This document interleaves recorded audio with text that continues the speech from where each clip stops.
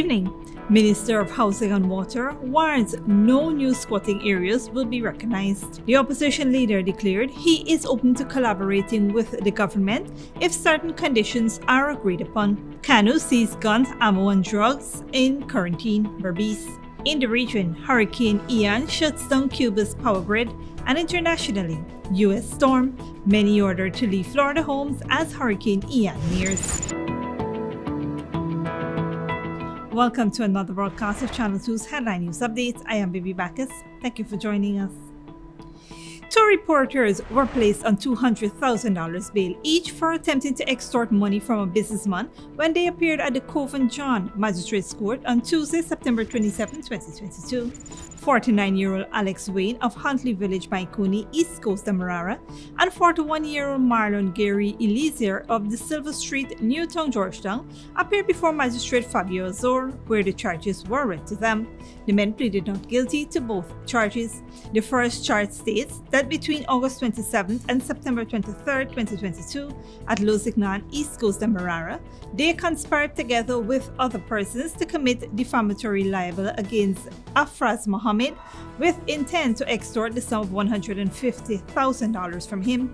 The second charge alleges that between August 27th and September 23rd, 2022 at Lozignan, East Coast, Demerara, they conspired together and with other persons to refrain from publishing a libelous article against Mohammed with the intent of extorting the sum of $150,000 from him. The matter was then adjourned to November 1st, 2022. Canu authorities arrested two males and a minor after they were caught trafficking cannabis in Correntyne. Here is more from Dale Jarvis. Officers of the Customs Anti-Narcotics Unit intercepted a speedboat at Berbice Canal, East Berbice, Correntyne, with two adults and a minor transporting over 200 pounds of cannabis and in possession of a shotgun with live cartridges on Tuesday, September 27. The search led to the discovery of several parcels of suspected narcotics and one shotgun with 16 live cartridges. The three males, 30-year-old Suraj Singh of number 72 Village, East Berbice, Correntyne, and 55-year-old Maurice Van Slotman of number 70 Village, East Berbice, Correntyne, and the minor was arrested and escorted to Canu headquarters along with the suspected narcotics and a shotgun with live cartridges. The narcotics tested positive for cannabis and had a total weight of 277.7 pounds. This operation was part of Canu's effort to reduce the flow of narcotics being trafficked out of Berbice River District to Suriname. The officers carried out surveillance activities in several main drainage canals in Correntyne District, which lasted for a period of 2 days. Investigations are ongoing. Reporting for Headline News Update, Dale Jarvis. Thanks, Dale. The Minister of Housing and Water, Colin Crowell, said that his ministry continues to aggressively tackle the issue of squatting to create wholesome communities and ensure citizens enjoy a better quality of life. However, he further added that no new squatting settlements would be recognized. We can't just believe we will take anybody's piece of land, make it our own, and then behave like if we have a God-given right to assume what we don't own. But you know what? On the converse, you have a very loving and caring president and government. So we will work with all areas, but we will not be recognizing any new ones, so I want to make that clear. Minister Crowell made this statement during a recent housing drive at iFlood Region 3. He said that people must move away from the idea that they can illegally occupy state lands or any property belonging to another individual with the view of making it their own. The housing minister pointed out that there is a process that must be followed through which persons can apply for land at the housing ministry. However, he noted that those who are currently squatting and have been documented by the Central Housing and Planning Authority would be regularized as far as possible. In other cases, he explained, people may have to be relocated if they fall within an area designated for sea defense, roads, or other critical infrastructure. If it can be regularized, then you must make the tough decision, because not always where your fence fall means we can put it there, because the road has to run somewhere, so somebody has to be inconvenient. So that's the issue at Amelia's Ward when we had to move 16 persons. because everybody wants to occupy the space, but nobody don't want to move so that the road can go. And similarly, if you're on the sea defense and we require that one for obvious purpose, you cannot be regularized, then we will work with you because you have to move. Hundreds of informal settlers in regions 4 and 5 have been regularized since the government took office in August 2022, and several persons have been relocated to developed communities.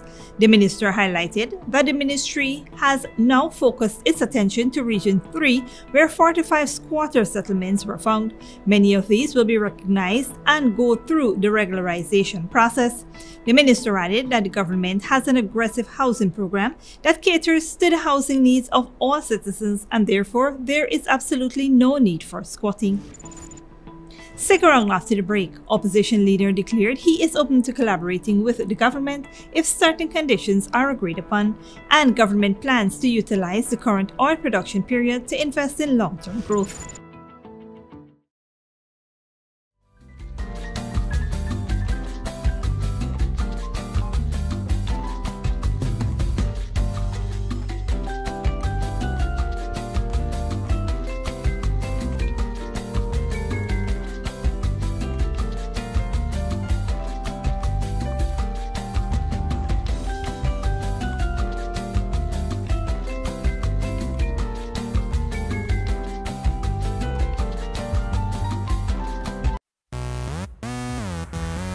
Guyana goes on show from September 16th to October 2nd for the first ever Cricket Carnival with an exciting lineup of parties, concerts, pageants, CPL cricket semis and finals, and Carnival Costumes Parade. Book your tickets now. For more information, log on to cricketcarnival592.com or our social media pages. Come and experience our people, our food, and culture from September 16th to October 2nd. The sixer! That's the first of the night. Maison Francois is the chocolate paradise of Guyana. From the moment you enter our stores, you're welcomed by the sweet aroma of Belgian chocolate, pastries, and other artisanal treats handmade by our European-trained chef. However, Maison Francois is more than just chocolate. We serve lunch, dinner, afternoon tea, and even Sunday morning mimosa brunch. Our convenient location at 133 Thomas Street, Kitty, makes it the perfect place to take that special someone or to take home a little sweetness.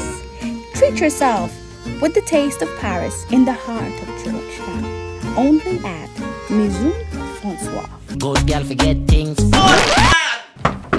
What's the problem, Granny? I want money for borrow for those surgery. I was dancing and I fall and fracture my hip. If you need some quick money, you should check Lender's Jewelry and Pawn Shop. Lender's Jewelry and Pawn Shop, Lot 238 South Road Border, Georgetown. Get jewelry made to order in just 72 hours. We also accept vehicles. Lender's, best rates, longest payback period. Boys, I get through. Plus, I could dance again.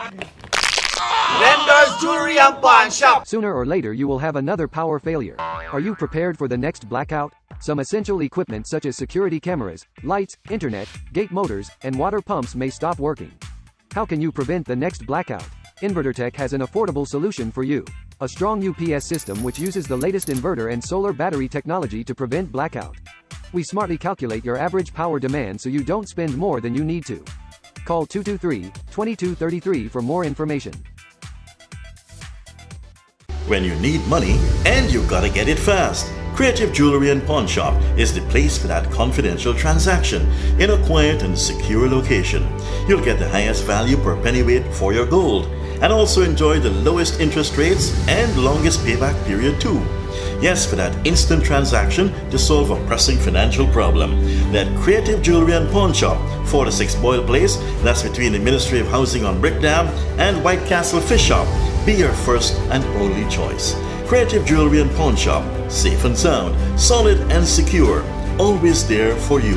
Telephone 231-7878 and 223-8955. Welcome back. Opposition leader Aubrey Norton has declared that the A Partnership for National Unity and Alliance for Change coalition is willing to collaborate with the present People's Progressive Party government to further the country's development only once clear guidelines are established before the meeting. The opposition leader made this declaration on a Canadian radio program where he explained his position on partnering with the Irfaan Ali administration. There has to be political maturity and an understanding of the issues. I am not going to go engaging unless we have some clear parameters. One, a clear vision for Guyana. Two, a plan.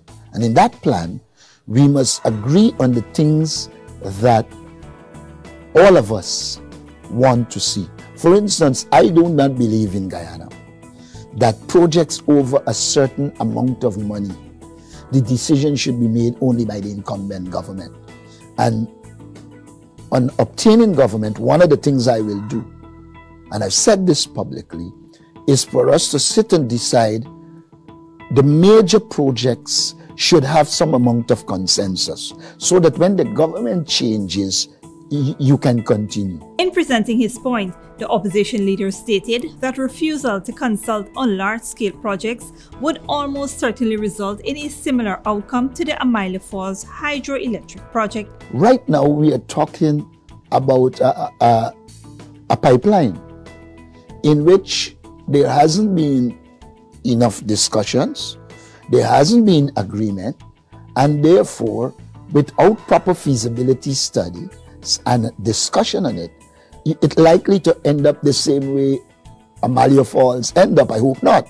Norton further remarked that while the opposition has used Parliament to generate debate on issues such as insurance or full liability coverage for oil spills, these important issues should not be limited to Parliament. We have debated many of these issues, but I don't want us to overstate Parliament. They say in the Parliament loud for everybody to hear. You will have your say and we will have our way. Now, if a Parliament isn't responsive to the opposition concerns, then it is really not a Parliament in the true sense of a democratic institution. And that is where the problem lies.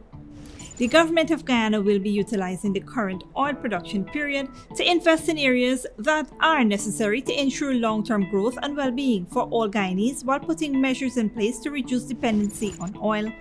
This stretches well beyond the oil phase and will lead to essential advancements to create for Guyana a sustainable future.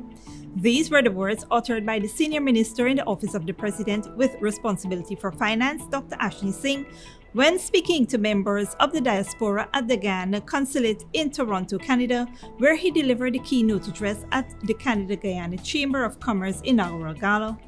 Dr. Singh acknowledged the remarkable contributions that each person in the diaspora has made to the advancement of Guyana. He pointed out that Guyana is on a fast-paced track to economic growth, citing the most recent 56% estimated growth in gross domestic product, which makes Guyana one of the fastest growing economies in the world. Although Guyana is still in the early stages of oil production, Dr. Singh said the government is already looking ahead. Quick response by the officers of the Guyana Fire Service in Anna Regina averted a major fire at the Essequibo Technical Institute on Monday, September 26, 2022. The Guyana Fire Service, in a press release on Tuesday evening, stated that they responded to a report of electrical sparks seen in the control panel area of the learning institution at Anna Regina Industrial Site, Essequibo Coast, around 9:40 a.m. The report stated that the incident at the government-owned two-story wooden and concrete building may have occurred as a result of a breakdown in electrical installation. This led to a control panel being ignited and severely damaged.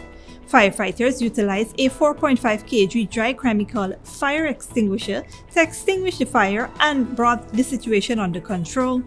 Just less than 2 weeks ago, a major catastrophe was averted when a fire suspected to be electrical in nature started at the Amelia's Ward Primary School in Region 10. Reports said that a staff member observed flames in one of the classrooms and immediately sounded an alarm. The fire service was called and quickly contained the blaze. Within the last year, 3 schools have been destroyed by fire, the North Rheinfeld Multilateral School in June 2021, the Northwest Secondary School in September 2021, and the latest one in July 2022 when a massive fire of electrical nature destroyed the St. George's High School in Georgetown. Don't go away after the break. Brazil elections, country's hunger crisis worries voters, and referendum on Russia, Kiev and Western allies call the vote a sham. When you need money and you gotta get it fast, Creative Jewelry and Pawn Shop is the place for that confidential transaction in a quiet and secure location. You'll get the highest value per pennyweight for your gold and also enjoy the lowest interest rates and longest payback period too. Yes, for that instant transaction to solve a pressing financial problem. That Creative Jewelry and Pawn Shop, 46 Boyle Place, that's between the Ministry of Housing on Brick Dam and White Castle Fish Shop. Be your first and only choice. Creative Jewelry and Pawn Shop, safe and sound, solid and secure, always there for you. Telephone 231-7878 and 223-8955.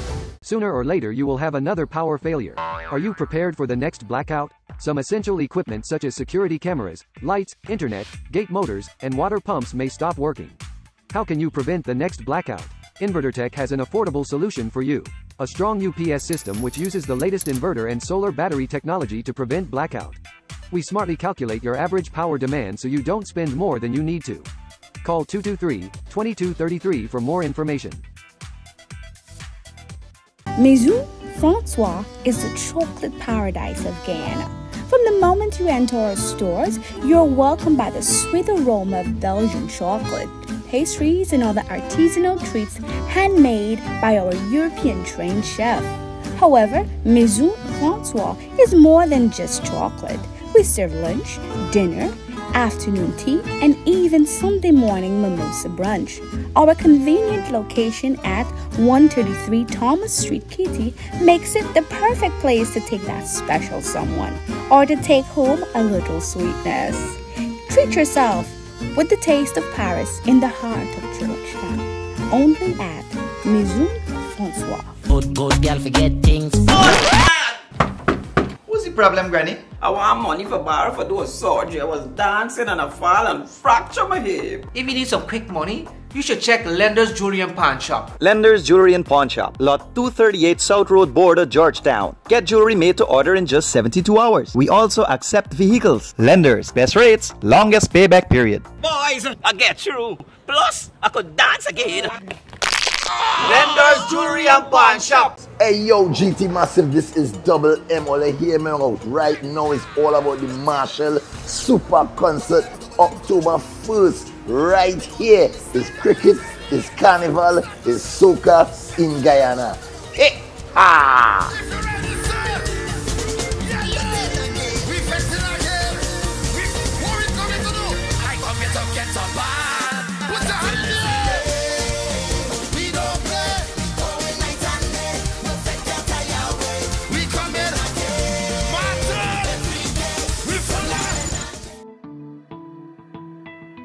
Welcome back. Now let's take a look at what's happening in the region and around the world.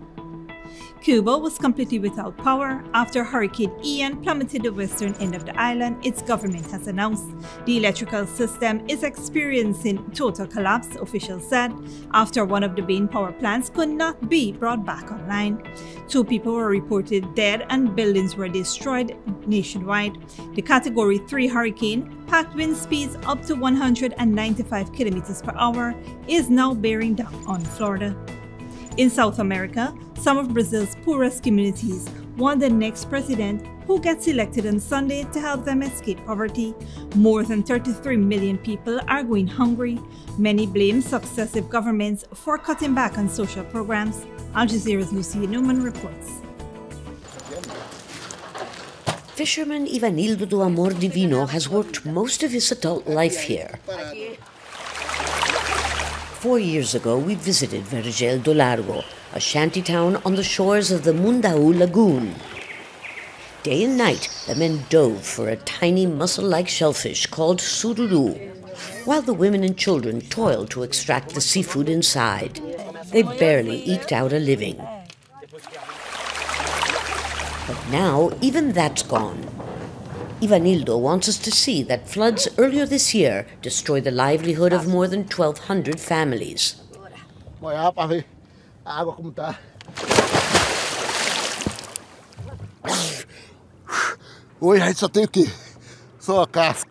Only shells. They're all dead. There's nothing here. Ivanildo lives in a tiny shack with his wife and 2 daughters. There's a lot of hunger here. Yes, hunger. A lot of hardships. We can't make a living anymore. The floods also destroyed many of the shacks. But only a few families have been offered an apartment in a public housing project that is swallowing up their shanty town, leaving many like Maria Rosa da Silva with nowhere to live. And we don't get anything, nothing, just promises. They review your file, and if you're old, you don't get anything. State and federal aid is irregular and insufficient. 15 years ago, Brazil had eradicated extreme poverty. But 6 years ago, the situation began reverting, and now Brazil is back on the hunger map. According to Brazil's Institute on Food Security, today more than 33 million Brazilians are going hungry, and nowhere more so than here in the state of Alagoas. In the absence of effective policies to combat poverty and unemployment, malnutrition and hunger has more than doubled, and that is having a devastating impact on the development of children like these. Academics point out that the last 2 governments began reducing or eliminating social programs long before the pandemic. The existence of hunger is a political decision. Hunger is caused by the decision not to implement public policies that could fight it. There's been a political decision to prioritize other things. And in the absence of a plan to eradicate extreme poverty, Vergel do Largo residents have started to breed food. A collective project to ward off hunger. Lucia Newman, Al Jazeera, Maceió, Brazil. About 2.5 million people in the U.S. state of Florida have been ordered to leave their homes as Hurricane Ian approaches. President Joe Biden has declared an emergency and ordered national relief agencies to prepare for its arrival. Al Jazeera's Canu reports. Go away, Ian. That's a message from Tampa Bay area residents who have not taken a direct hit from a hurricane in 100 years. This one does feel a little bit different. We felt that way in the past before, so it's just better to be safe than sorry. With time running out, residents rush to fill sandbags, board up businesses and homes, and stock up on supplies. Many shelves are empty. As many as 2.5 million people are under evacuation orders. They say mandatory evacuation. It's time to go. As a massive, lightning-packed hurricane makes its approach, U.S. President Joe Biden warned residents not to be complacent. Your safety is more important than anything. And I know our hearts are with everyone who will feel the effects of this storm, and we'll be with you every step of the way. We're not going away. The message from state authorities is more direct. If they heed the evacuation order, I have a 100% guarantee that they will not die from storm surge if they heed the evacuation order. I have a 100% guarantee that they will not have to be rescued off a rooftop if they heed the evacuation order. NASA officials scrambled to move the Artemis 1 rocket off its launch pad and back into the vehicle assembly building at the Kennedy Space Center. It took about 11 hours to get the rocket back into the building. A Hurricane Hunter aircraft known as Miss Piggy was sent into the eye of the storm over the Caribbean. The information gathered by the high-tech gear on board indicates that the storm will intensify even further when it moves over the warmer waters of the Gulf of Mexico. It also indicates that storm surges could see the water level rise as much as 10 feet along large areas of the Florida coast. And the impacts are going to be far, far broader than just where the eye of the storm happens to make landfall. In some areas, there will be catastrophic flooding and life-threatening storm surge. The mounting fear that no number of sandbags will be enough. Mike Hanna, Al Jazeera. And internationally, Many Ukrainians have fled Russian-occupied regions for territory that Ukraine's forces have recaptured in recent weeks. The so-called referendum held in some of those regions have been denounced as illegal by Western allies. Al Jazeera's Hoda Abdelhamed reports. It's always the same desolate scenes. Ghost towns, destroyed, soulless. This is the cost Ukraine is paying to regain control of land that was occupied by Russia. We are in Vysokopedia in the north of Kherson region. The look on the faces of those who stayed tell the story. Here there is no sign of referendum. But the Russians are just 5 kilometers away, and people there vote to decide if Kherson should join the Russian Federation. The referendum is a sham according to the Kherson administration, now in exile. We are getting information from local people there. You should understand, it's not a referendum, it's a movie. Everything is done for the cameras. There was no preparation according to the law. They are coming to people's houses with weapons and forcing them. They catch them on the street.